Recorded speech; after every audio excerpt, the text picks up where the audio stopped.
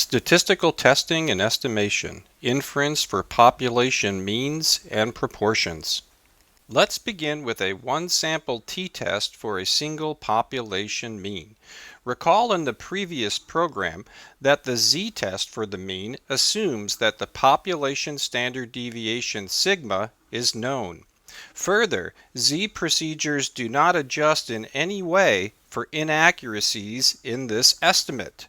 Therefore, when sigma is unknown, we would always use t procedures.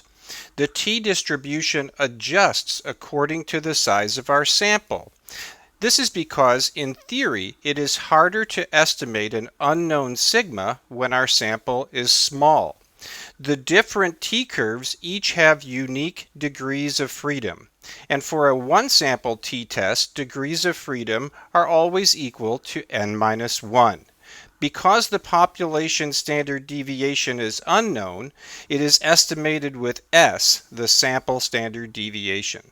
Using our Excel tool, Testing and Estimation, we can easily run a one-sample t-test for the population mean.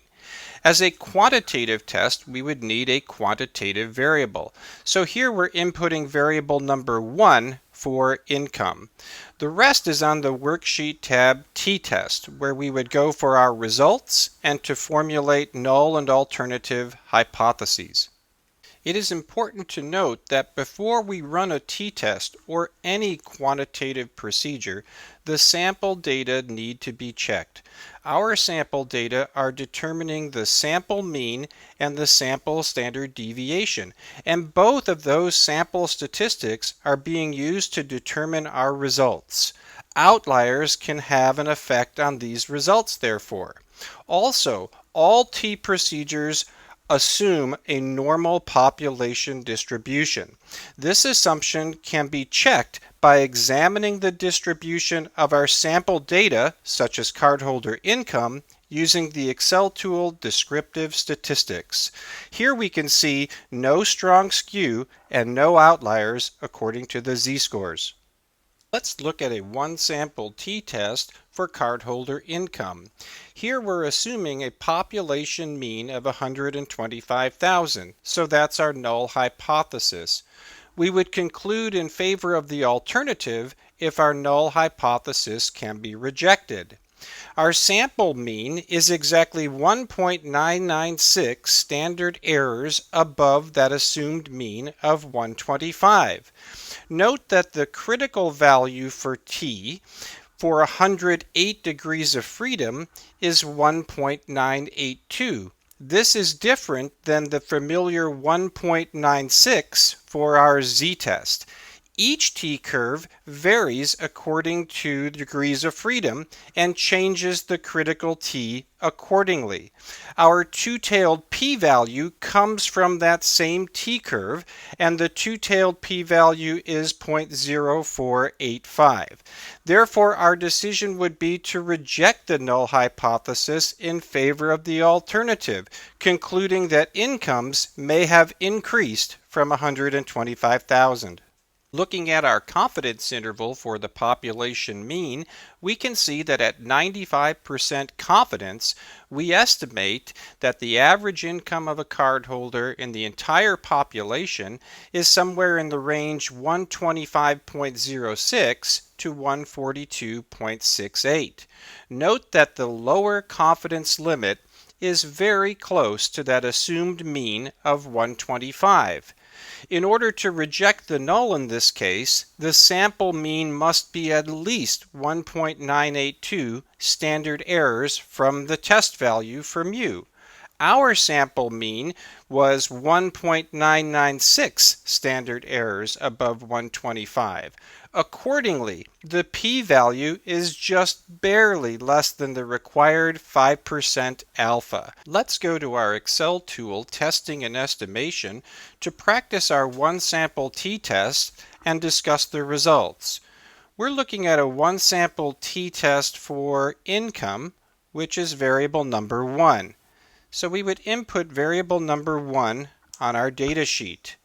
The rest is on our worksheet tab T-test, where we would go to formulate the null and alternative hypotheses.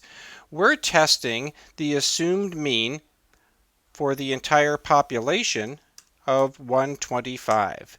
Now we can see our results.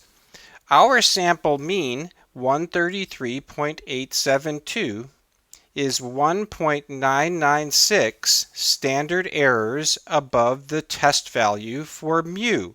In order to achieve statistical significance for 108 degrees of freedom, we would need at least 1.982. So we can see again that we're just barely meeting that standard. Accordingly, our two-tailed p-value is just barely less than 5%. So this result is in fact statistically significant, though not particularly strong. Our confidence interval supports that conclusion. We can see that we're 95% confident that the true population mean is somewhere in the range of our interval. And though 125 is excluded from that range, which would lead us to reject the null, it's just barely excluded from that range. Let's look at another example of the one sample t. The credit card company currently assumes that average spending is about $4,000, but lately spending seems to have increased, and we'd like to know if that change has been statistically significant. Recall that we ran the same example using our z-test, only then we assumed a population standard deviation of $1,000. Here we're simply estimating standard deviation with S, our sample standard deviation, and we're still using 5% alpha. First, what would be the correct null and alternative hypotheses? We would like to test the assumed mean of $4,000, so that would be our null hypothesis. Using the one sample t tool, we would input variable number 3 for amount charged. Our results would be on the worksheet tab Ttest. But first, we would need to formulate null and alternative hypotheses, simply by inputting the assumed mean of 4,000.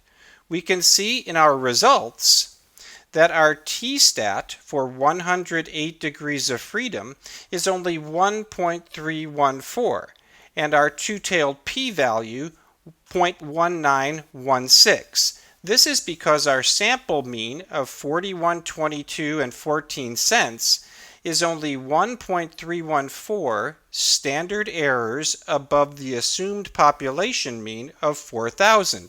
In other words, if we assume a population mean of $4,000, our sample mean of 41.22 is rather likely. It happens at random about 19% of the time. And therefore, our decision would be do not reject the null hypothesis. Again, our reasoning is clear. If our sample mean is likely to occur when we assume the null hypothesis to be true, we would not want to reject that null hypothesis. So we say that there has not been a statistically significant change in spending. Remember, whether or not the null is rejected, we could always make a confidence interval estimate.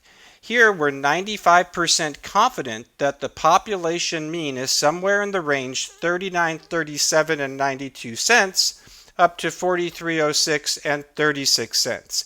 And as we would expect, 4,000 is well within that range, which will always happen when the null hypothesis is not rejected. Let's look at a special case for the one sample t known as the match samples t-test. Quantitative measures are often repeated. For example, we could have current income and previous income. They're both measures of the same thing, just taken 1 year apart. In our data, we also have the current amount charged on the credit card and a previous amount charged. These are the same measure, just of different months. Once differences between these repeated measures are calculated, we can use those differences as sample data. Therefore, the match samples t-test reduces to our familiar one sample t and runs exactly the same way. Let's consider whether there's been a significant increase in average cardholder income from last year to this year.